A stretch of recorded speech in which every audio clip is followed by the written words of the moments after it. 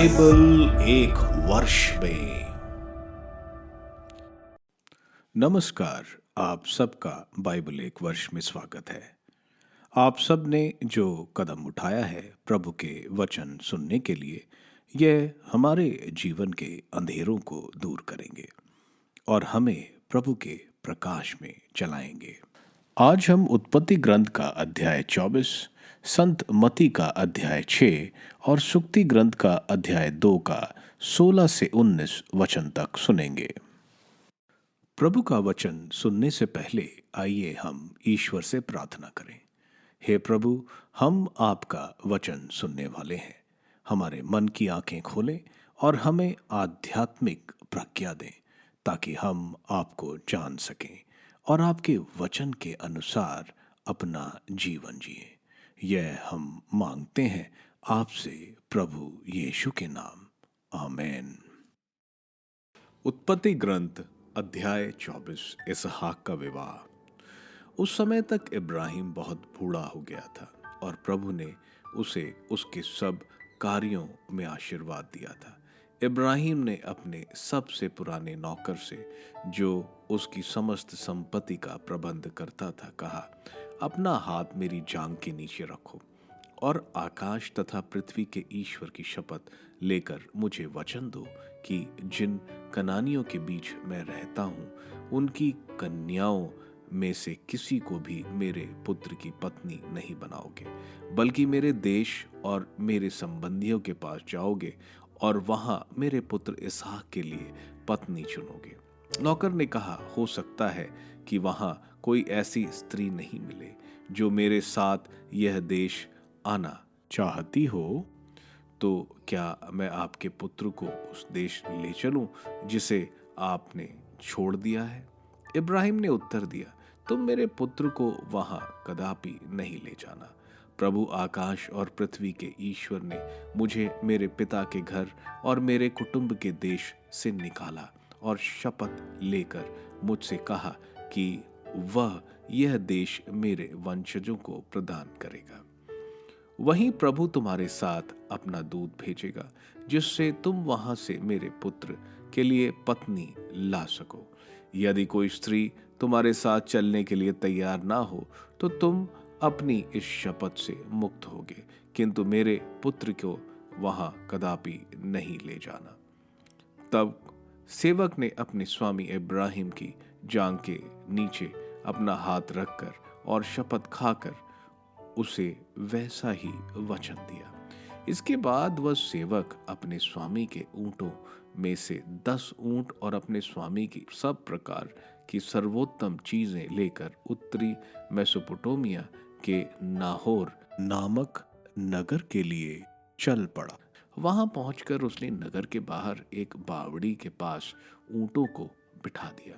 संध्या हो रही थी। नगर की स्त्रियां उस समय वहां पानी भरने आया करती थी। उसने कहा, प्रभु मेरे स्वामी इब्राहिम के ईश्वर, आज मुझे सफलता प्रदान कर। कृपया मेरे स्वामी इब्राहिम पर दया दृष्टि कर। देख, मैं इस जल स्रोत के पास खड़ा हूँ। नगर के निवासियों की पुत्रियां पानी भरने यहाँ आने वाली हैं। ऐसा कर कि मैं जिस कन्या से कहूँ कि तुम अपना घड़ा उतार दो और मुझे थोड़ा पानी पिला दो, और वह बोले कि पी लो, और मैं तुम्हारे ऊंटों को भी पिला दूंगी, वह वही कन्या हो जिसे तूने अपने सेवक इसहाक के लिए चुना है। इससे मैं समझूंगा कि तूने मेरे स्वामी पर दया की। वह ऐसा कह ही रहा था कि कंधे पर घड़ा रखे रेबेका वहां आ गई। वह इब्राहिम के भाई नाहोर की पत्नी मिल्का के पुत्र बतूएल की पुत्री थी। वह कन्या अत्यंत सुंदर थी, कुमारी थी और उसका किसी पुरुष से संसर्ग नहीं हुआ था। वह बावड़ी में उतरी और अपना घड़ा भरकर फिर ऊपर आई। तब सेवक ने उसके पास आकर कहा, कृपया करके अपने घड़े में से मुझे कुछ पानी पीने दो। वह बोली, पी लीजिए महोदय। उसने तुरंत अपना घड़ा अपने हाथ पर उतारकर पीने के लिए उसे पानी दिया। जब वह उसे पानी पिला चुकी तब बोली, मैं आपके ऊंटों के लिए भी पानी भरती जाऊंगी, जिससे वे भी पानी पीकर तृप्त हो जाएं।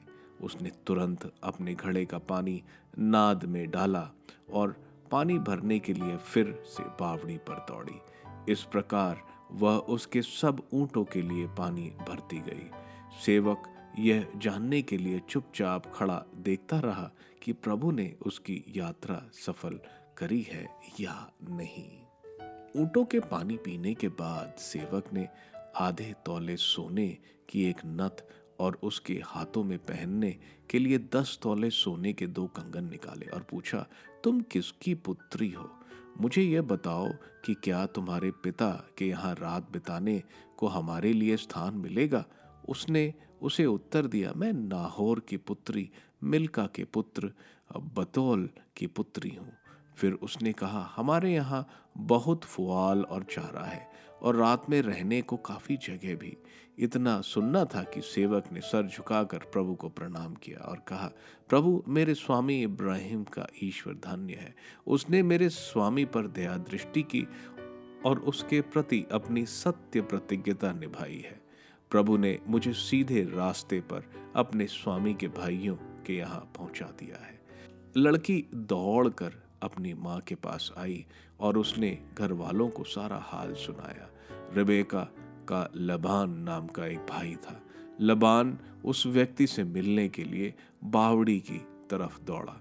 ज्यों ही उसने नथ और अपनी बहन के हाथों में कंगन देखे और अपनी बहन रिबेका को यह बताते हुए सुना कि उस व्यक्ति ने उससे क्या कहा है, तो वह उस व्यक्ति के पास गया।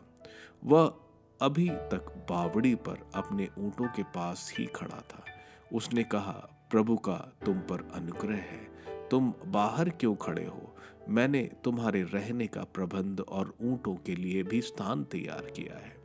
इस प्रकार वह सेवक उस घर में आया। लबान ने ऊंटों को खोलकर उनके लिए पुआल चारा निकाला। फिर वह पानी लाया जिससे वह और उसके साथी अपने पैर धो सकें। जब उसे भोजन परोसा गया तो उसने कहा, जब तक मैं अपना संदेश न सुना लूंगा तब तक मैं भोजन नहीं करूंगा। लबान ने कहा, तो कहो। तब उसने कहना आरंभ किया, मैं इब्राहिम का सेवक हूँ। प्रभु ने मेरे स्वामी को इतना आशीर्वाद दिया है कि वह बहुत धनी हो गए हैं। उसने उन्हें भेड़ें, बकरी, गाय, बैल, चांदी, सोना, दास, दासी, ऊंट और गधे दिए हैं। मेरे स्वामी की पत्नी सारा के उसकी वृद्धावस्था में एक पुत्र हुआ और उसने अपना सब कुछ के सुपुर्द कर दिया है।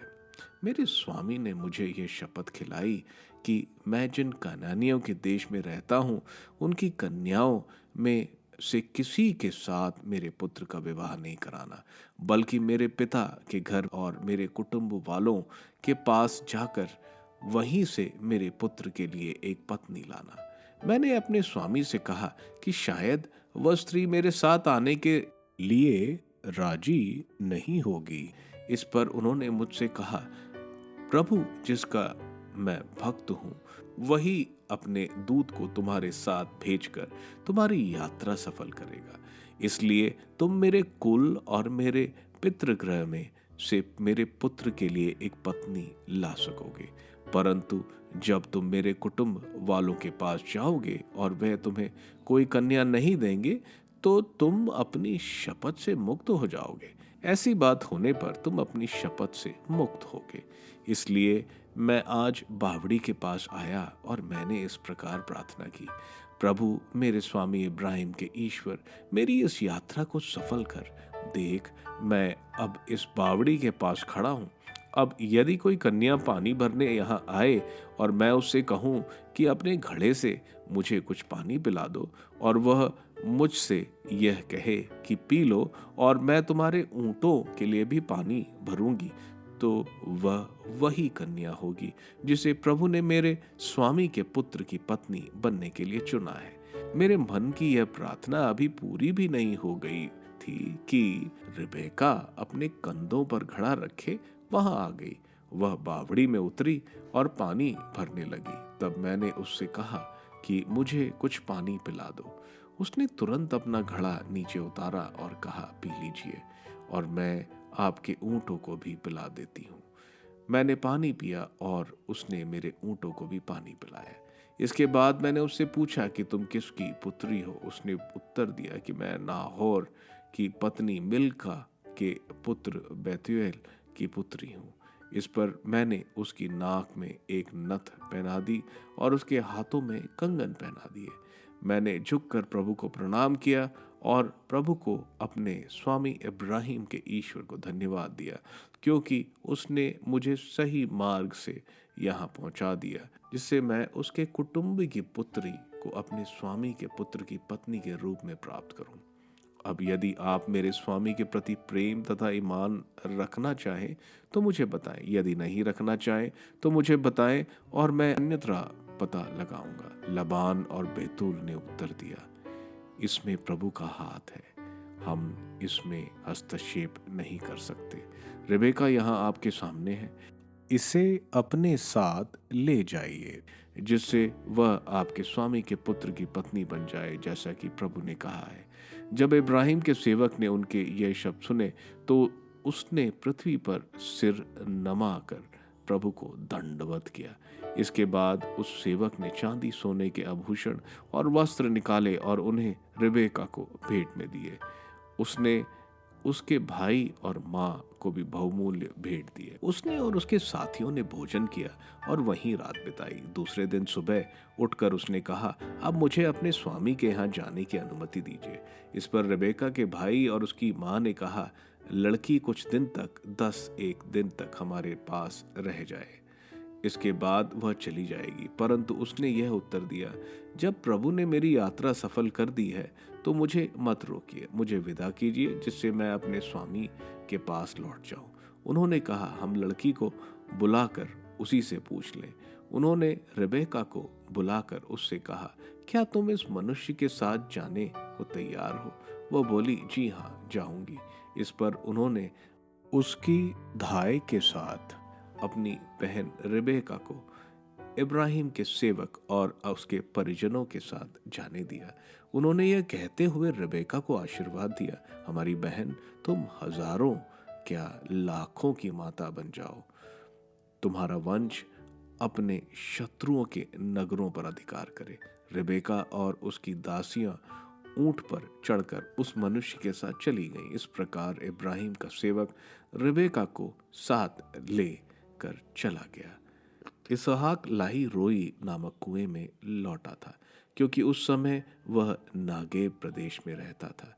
इसहाक संध्या समय खेत में टहलने गया और अपनी आंखें उठाकर ऊंटों को आते देखा। रेबेका ने भी आंखें उठाकर इसहाक को देखा। उसने ऊंट से उतरकर सेवक से कहा, जो मनुष्य खेत में हमारी ओर आ रहा है वह कौन है? सेवक ने उत्तर दिया, यह मेरे स्वामी है। इस पर उसने पल्ले से अपना सिर ढक लिया। सेवक ने उस इसहाक को बताया कि उसने क्या क्या किया है। इसहाक रेबेका को अपनी माता सारा के तंबू ले आया। उसने उसके साथ विवाह किया और वह उसकी पत्नी बन गई। इसहाक रेबेका को प्यार करता था और उसे अपनी माता सारा के देहांत के बाद सांत्वना मिली। संतमती का अध्याय 6। भिक्षा दान। सावधान रहो, लोगों का ध्यान आकर्षित करने के लिए अपने धर्म कार्यों का प्रदर्शन ना करो, नहीं तो तुम अपने स्वर्गिक पिता के पुरस्कार से वंचित रह जाओगे। जब तुम दान देते हो तो इसका ढिंढोरा नहीं पिटवाओ। ढोंगी सभागृहों और गलियों में ऐसा ही किया करते हैं, जिससे लोग उनकी प्रशंसा करें। मैं तुम लोगों से यह कहता हूं, वह अपना पुरस्कार पा चुके हैं। जब तुम दान देते हो तो तुम्हारा बायां हाथ यह ना जानने पाए कि तुम्हारे दाएं हाथ क्या कर रहा है। तुम्हारा दान गुप्त रहे और तुम्हारा पिता जो सब कुछ देखता है तुम्हें पुरस्कार देगा। प्रार्थना।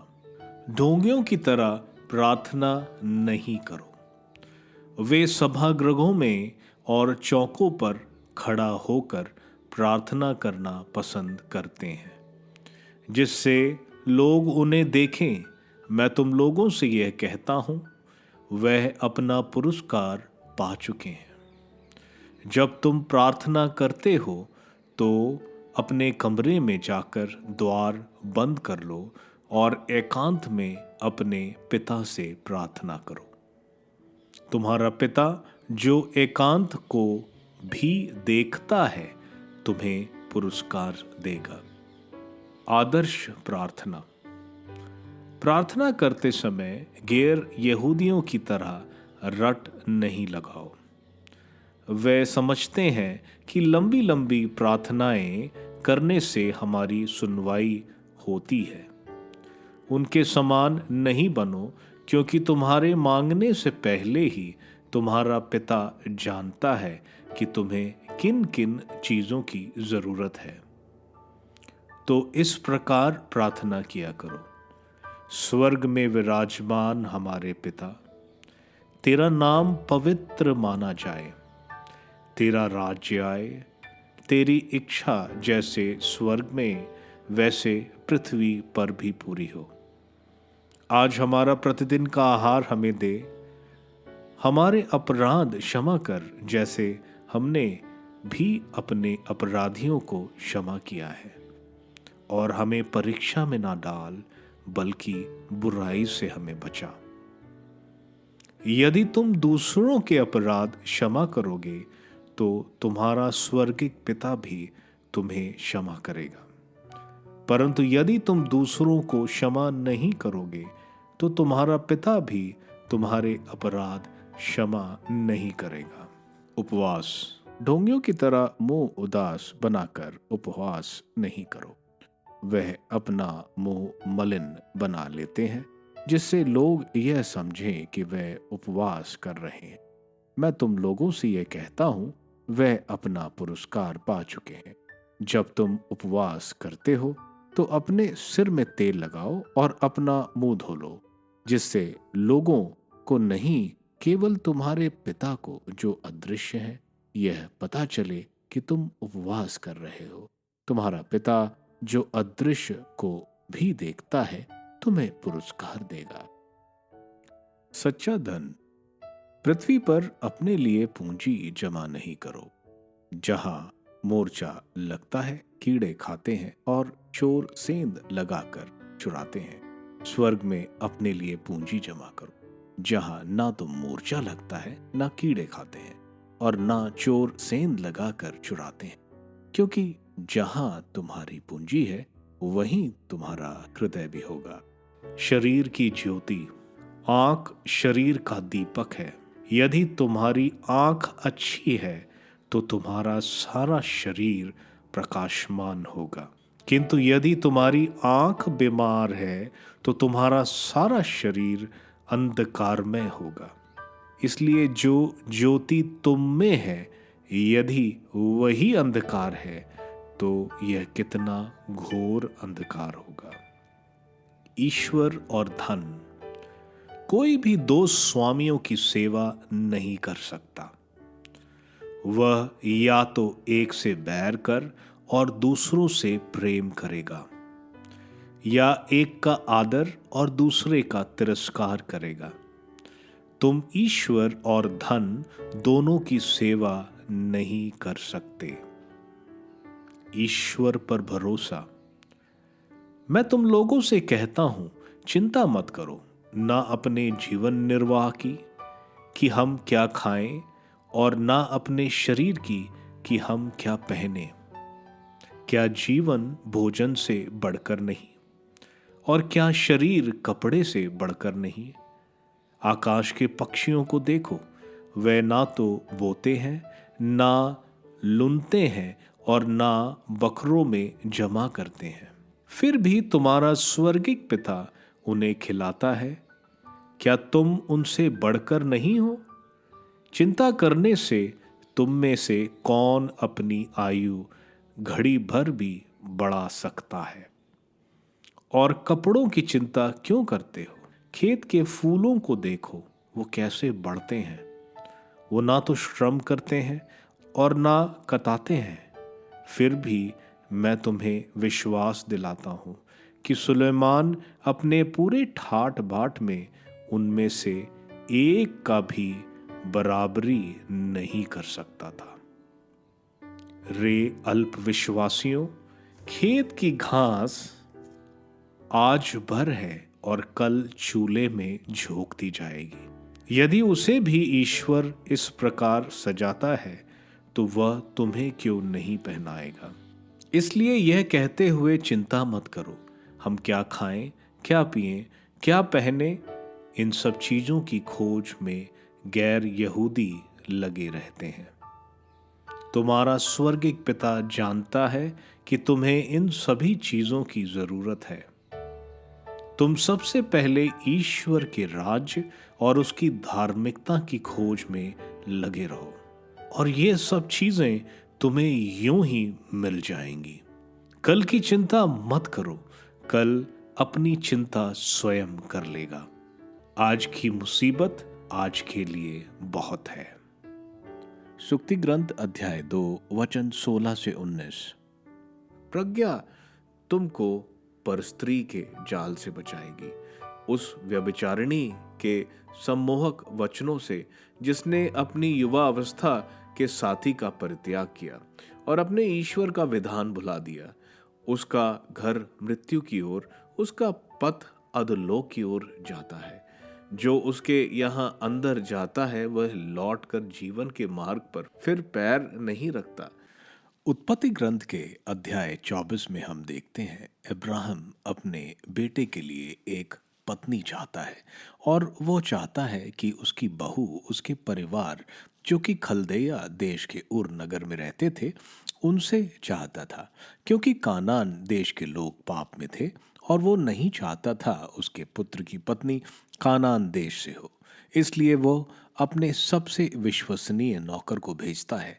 इब्राहिम को पूरा विश्वास था कि उसको उसके पुत्र के लिए पत्नी अवश्य मिलेगी, क्योंकि नौकर पूछता है अगर कोई स्त्री ना मिले, इब्राहिम कहता है प्रभु तुम्हारे साथ दूत भेजेंगे जिससे तुम वहां से मेरे लिए बहू ला सको।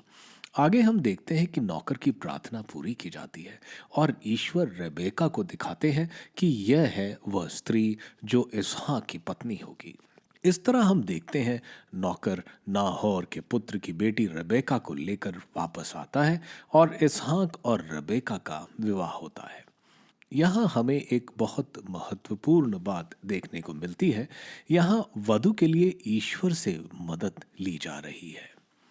आज के ज़माने में हम देखते हैं इतने महत्वपूर्ण निर्णय में हम अपनी बुद्धि लगाते हैं और ईश्वर क्या चाहता है वह नहीं पूछते।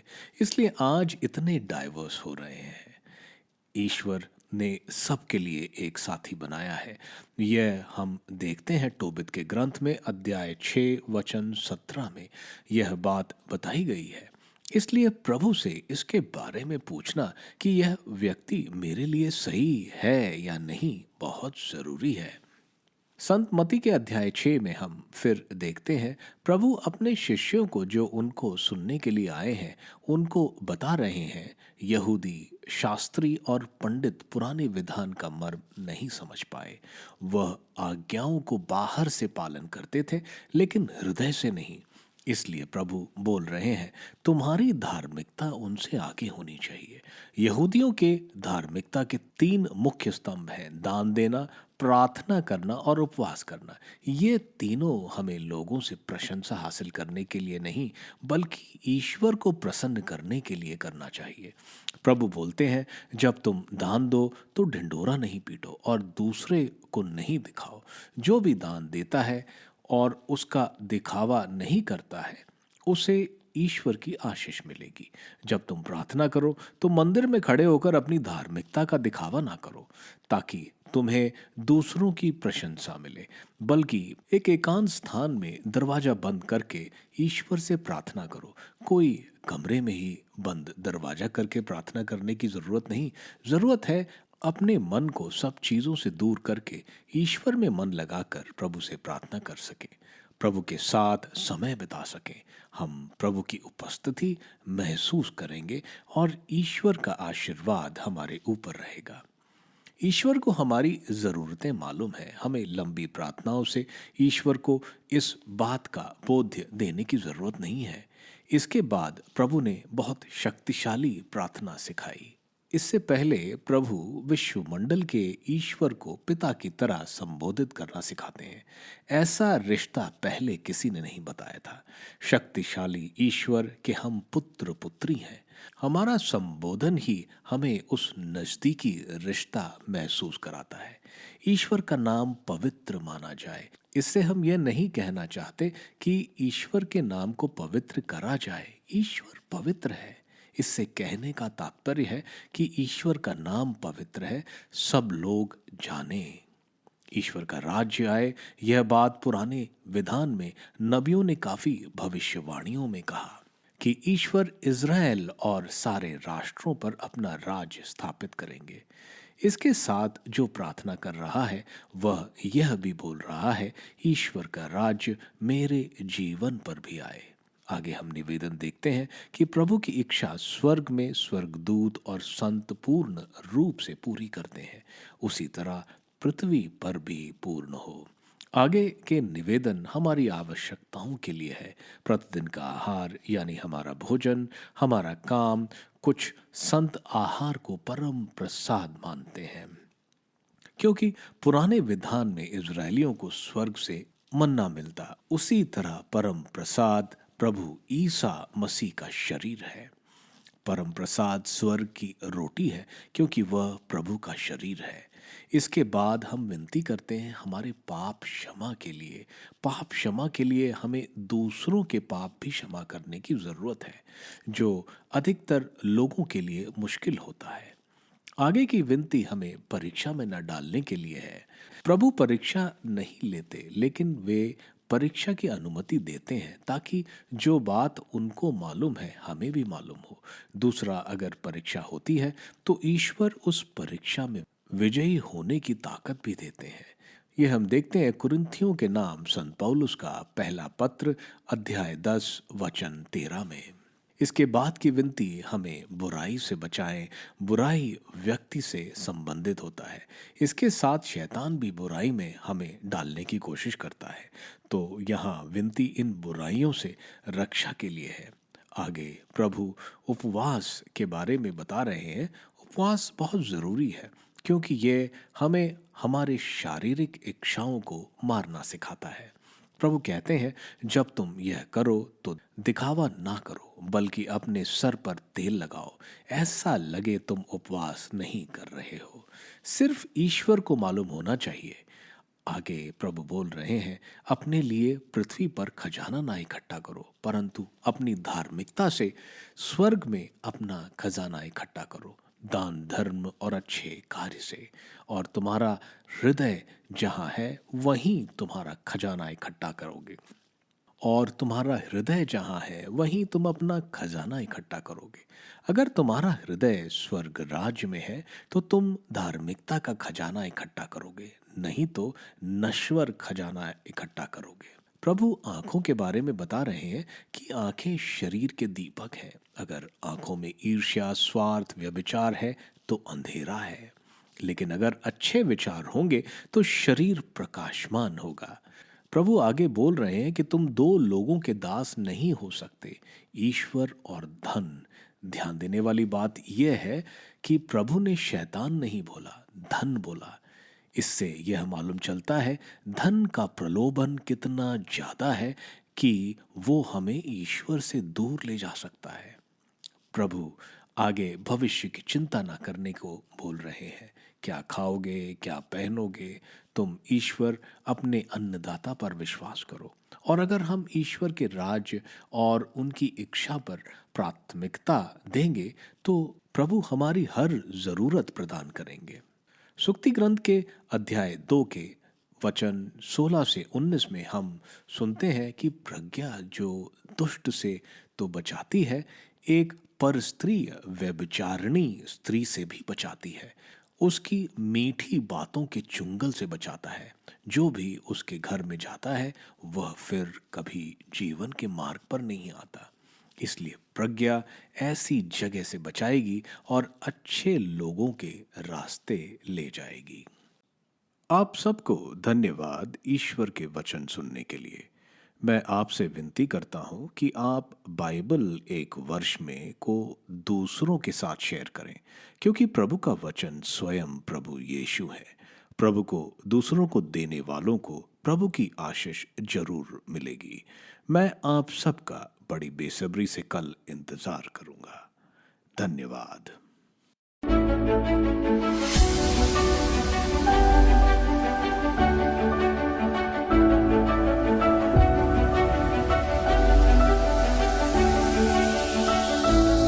बाइबल एक वर्ष में